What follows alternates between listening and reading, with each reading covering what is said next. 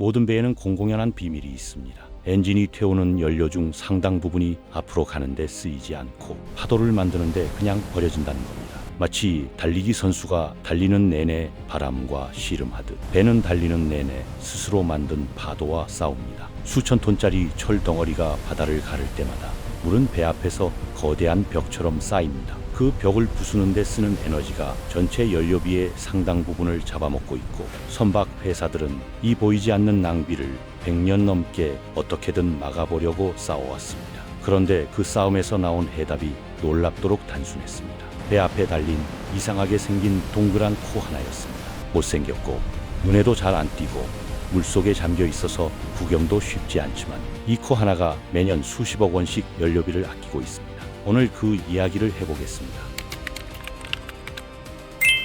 배가 바다 위를 달린다고 해서 그냥 물 위를 미끄러지는 게 아닙니다. 배가 앞으로 나아가는 순간 선체 앞쪽은 물을 양옆으로 강하게 밀어냅니다. 이 과정에서 파도가 생기고 그 파도를 만드는데 엄청난 에너지가 소모됩니다. 이걸 조파 저항이라고 부르는데, 쉽게 말하면 배가 앞으로 가려고 쓰는 힘의 상당 부분이 파도를 만드는데 그냥 낭비된다는 겁니다. 대형 컨테이너선이나 유조선 기준으로 이 저항은 전체 저항의 절반에 가까운 수준까지 올라갈 수 있고, 엔진은 그 저항을 이기기 위해 쉼없이 연료를 태웁니다. 마치 수영장에서 발이 물을 밀어낼 때마다 뒤로 물이 튀는 것처럼 배도 앞으로 갈수록 주변에 물을 튕겨냅니다. 그 튕겨나가는 물이 파도가 되고, 그 파도를 만드는 에너지는 전부 연료에서 나옵니다. 연료가 탈 때마다 그 힘의 상당 부분은 앞으로 가는데 쓰이지 않고 파도를 키우는 데 쓰이고 있는 겁니다. 연료비는 선박 운영 비용에서 가장 큰 비중을 차지합니다. 전체 운영 비용의 절반을 훌쩍 넘는 경우도 비일비재하고, 이걸 조금이라도 줄이는 게 선박 회사 입장에서는 생사가 걸린 문제입니다. 배를 가늘게 만들면 화물을 적게 싣게 되고, 엔진을 더 강하게 만들면 연료가 더 들어갑니다. 속도를 줄이면 파도가 작아지지만 물류 일정이 뒤틀리고, 수십 년간 해양공학자들이 이 딜레마에 머리를 싸맸습니다. 결국 나온 답이 굉장히 단순한 발상이었습니다. 파도를 없애려면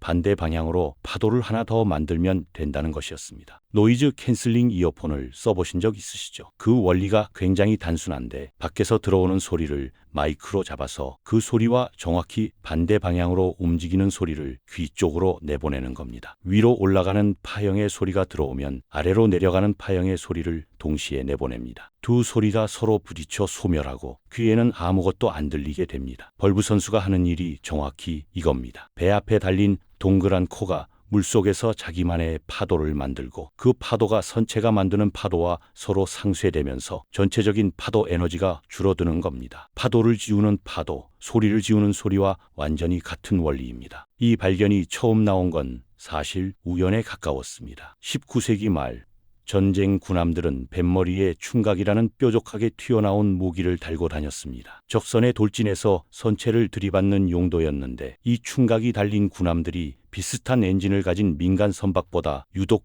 빨린다는 사실이 관찰됐습니다. 당시 엔지니어들은 처음에는 이걸 무시했습니다. 충각이 물속으로 뻗어 있는 것과 속도가 무슨 관계인지 직관적으로 이해가 되지 않았기 때문입니다. 그런데 실험을 해보니 충각이 달린 쪽이 파도를 덜 만들었고, 충각이 물속에서 독자적인 파동을 일으켜 선체 파동과 맞부딪히면서 서로를 약화시키고 있었던 겁니다. 무기를 위해 만든 구조물이 우연히 배를 더 빠르게 만드는 역할까지 하고 있었던 거죠. 이 발견을 체계적으로 연구하기 시작한 건 20세기 초 미국 해군이었습니다. 실험용 수조에서 다양한 선수 형태를 테스트했고, 물속으로 튀어나온 둥근 돌기 형태가 파도를 가장 효과적으로 줄인다는 결론을 얻었습니다. 이 기술이 민간 선박에 본격적으로 적용된 건 1930년대였는데, 프랑스의 초호화 여객선 노르망디가 초기 형태의 벌브 선수를 달고 파도 저항을 줄이면서 전통적인 선형을 유지한 영국의 퀸 메리호와의 속도 경쟁에서 우위를 점했다는 기록이 남아 있습니다. 노르망디는 대서양 횡단 최단 기록인 블루 리밴드를 차지했고, 그 배경에는 벌브 선수가 있었습니다. 눈에 안 보이는 수중의 코 하나가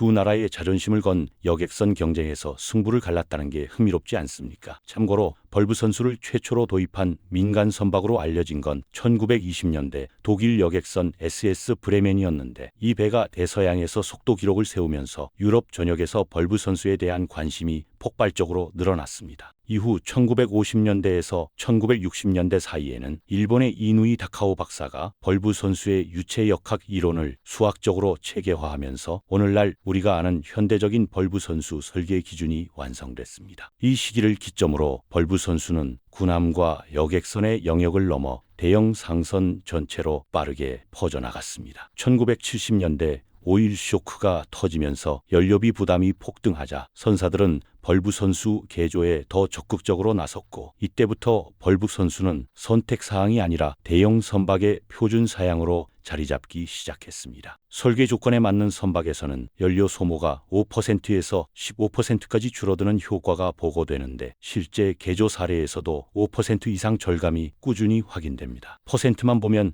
작게 느껴지지만 대형 컨테이너선이 한 항로를 왕복하는데 수천 톤의 연료를 쓴다는 걸 감안하면 절간액이 수억 원에서 수십억 원 단위로 올라갑니다. 벌브 개조 사례를 보면 이산화탄소 배출량이 6%에서 20%까지 줄어든 것으로 보고되는데, 최대치는 엔진 최적화 같은 다른 개량과 함께 이뤄진 복합 개조의 결과입니다. 그렇다고 벌브 단독 효과를 과소평가할 필요는 없습니다. 벌브 개조만으로도 안정적으로 6% 이상의 배출 감소가 확인되고 있습니다. 배 앞에 달린 쓸모없어 보이는 코 하나가 회계팀과 환경팀을 동시에 웃게 만드는 비밀병기인 겁니다. 선박 회사 입장에서는 이게 단순한 디자인 장식이 아니라 비용과 규제를 동시에 해결하는 핵심 카드입니다. 이 숫자가 실감이 안 된다면 이렇게 생각해 보십시오. 대형 컨테이너선이 부산에서 로스앤젤레스까지 편도로 약 11일을 달리는데, 그 기간 동안 하루에 쓰는 연료가 수백 톤에 달합니다. 연료비가 하루에 수억 원 단위로 나오는 상황에서 10%를 아끼면 편도 한 번에 수십억 원이 절감됩니다. 배가 1년에 수십 번 왕복한다고 하면 벌브 선수 하나가 만드는 절감액이 어느 수준인지 가늠이 됩니다. 그런데 여기서 반드시 짚고 넘어가야 할 게 있습니다. 벌브 선수가 모든 배에 모든 상황에서 좋은 건 절대 아닙니다. 이걸 이해하려면 마라톤 선수 신발 이야기가 딱 맞습니다. 마라톤 전문 선수의 레이싱화는 특정 페이스로 달릴 때 에너지 효율이 극대화되도록 설계됩니다. 그 신발로 마라톤을 뛰면 기록이 올라갑니다. 하지만 그 신발로 편의점을 갔다 오면 발만 더 아프고 불편합니다. 같은 물건인데 상황이 달라지면 결과가 완전히 뒤집히는 겁니다. 벌브 선수가 딱 이 꼴입니다. 벌브 선수는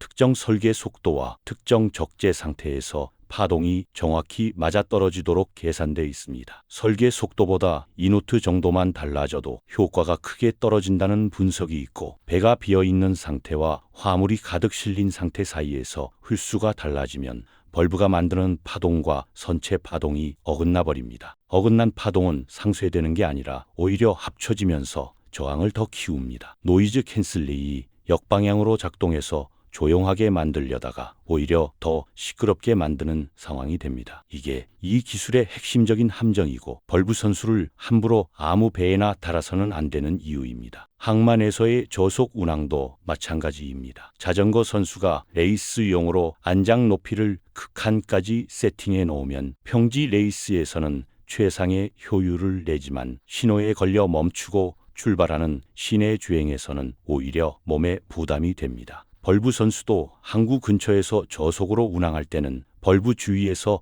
물이 제대로 흐르지 않고 뭉치면서 오히려 저항이 증가합니다. 빠른 구간에서 연료를 아끼다가 느린 구간에서 그걸 다시 까먹는 구조가 됩니다. 그래서 어업선이나 속도 변화가 많은 소형 선박에는 벌브 선수가 오히려 짐이 되는 경우가 생기고, 요트에 달면 좋지 않냐는 질문이 간혹 나오는데, 이 이유 때문에 소형 선박에서는 대부분 효과보다 부작용이 큽니다. 그렇다면 어떤 배가 벌브 선수에서 가장 큰 이득을 볼까요? 답은 단순합니다. 오래, 멀리, 일정한 속도로 달리는 배입니다. 태평양을 횡단하는 컨테이너선, 수에즈 운하를 넘어 인도양을 달리는 유조선, 대서양을 오가는 크루즈선, 이런 배들은 며칠에서 수십일 동안 설계 속도로 쉬지 않고 달립니다. 그 긴 시간 동안 벌브 선수가 끊임없이 파도를 상쇄해주기 때문에 연료 절감 효과가 차곡차곡 쌓입니다. 일정 페이스의 마라톤에서 레이싱화가 진가를 발휘하듯 일정 속도의 장거리 항해에서 벌브 선수가 진가를 발휘하는 겁니다. 눈 쌓인 골목길을 떠올려 보면 이해가 쉽습니다. 맨 앞에서 걷는 사람은 발자국을 처음 내느라 힘들지만 그 뒤에 오는 사람은 이미 난 발자국을 밟으며 훨씬 편하게 갑니다. 벌브 선수는 배 앞에서 먼저 물길을 헤치는 제설차 역할을 하고 덕분에 뒤에 오는 본체 선체는 훨씬 덜 힘들게 물을 가르며 나아갈 수 있습니다. 내부 구조에 대해서도 흔히 오해가 생깁니다. 배 앞에 저렇게 큰 덩어리가 달려 있으면 당연히 속이 꽉 찬 쇳덩이거나 콘크리트 같은 걸로 가득 채운 거라고 생각하기 쉽습니다. 그런데 실제로는 그렇지 않습니다. 벌브 선수 내부는 대부분 구조 보강을 갖춘 빈 공간이거나 일부는 벨러스트 탱크로 활용됩니다. 목적이 무게를 싣는 게 아니라 물의 흐름을 만들어내는 것이기 때문입니다. 눈에 보이는 크기에 비해 실제 무게는 생각보다 훨씬 가볍고 보건성에 대한 영향도 전 선체 설계 단계에서 함께 계산되기 때문에 벌브 선수 자체가 안전성을 해치는 구조는 아닙니다. 오늘날 이 기술이 흥미로운 방향으로 발전하고 있는 건 벌브 선수를 통째로 교체하는 개조 산업이 실제로 성장하고 있다는 점입니다. 선박의 운항 노선이나 화물 구성이 바뀌면 기존에 설계된 벌브 선수가 새로운 운항 조건에서 오히려 비효율적이 됩니다. 그래서 조선소에서 선박을 입고시킨 다음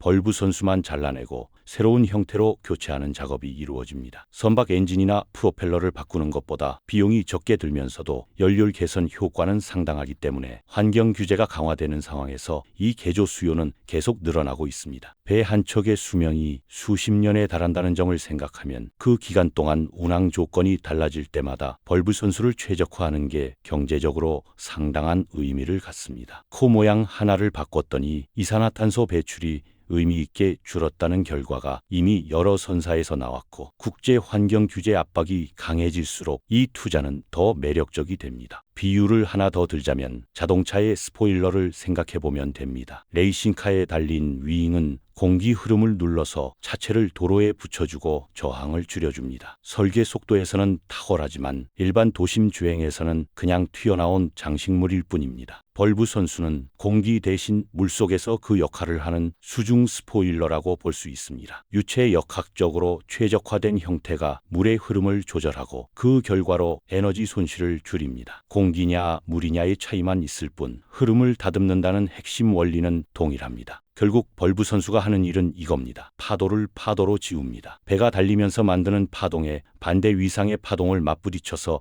에너지 손실을 줄이는 원리이고 조건만 맞으면 연료를 아끼고 탄소를 줄이는 핵심 장치라 됩니다. 하지만 조건에서 벗어나는 순간 이 정교한 메커니즘은 오히려 역방향으로 작동할 수 있습니다. 결국 이 이야기의 교훈은 단순합니다. 가장 강력한 기술은 화려하지 않습니다. 배 앞에 달린 동그란 덩어리 하나가 100년 넘게 해양 운송의 핵심 기술로 살아남은 건 그 원리가 물리학의 기본 법칙을 정확히 이용하기 때문입니다. 복잡한 전자장치도 인공지능도 아닙니다. 그냥 올바른 모양의 금속 덩어리입니다. 어떤 기술이든 처음에는 단순한 관찰에서 시작합니다. 충각이 달린 군함이 빠르다는 사실을 아무도 의심하지 않던 시절 누군가가 왜 빠른지를 물었고 그 질문 하나가 100년짜리 해양공학의 역사를 바꿔놓았습니다. 그리고 지금 이 순간에도 세계 어딘가에서 수천 톤의 컨테이너를 실은 배가 태평양을 가로지르고 있고 그 배 앞에 달린 동그란 코는 물속에서 파도를 만들어 다른 파도를 지우고 있습니다. 다음에 항구에서 큰 배를 볼 기회가 생긴다면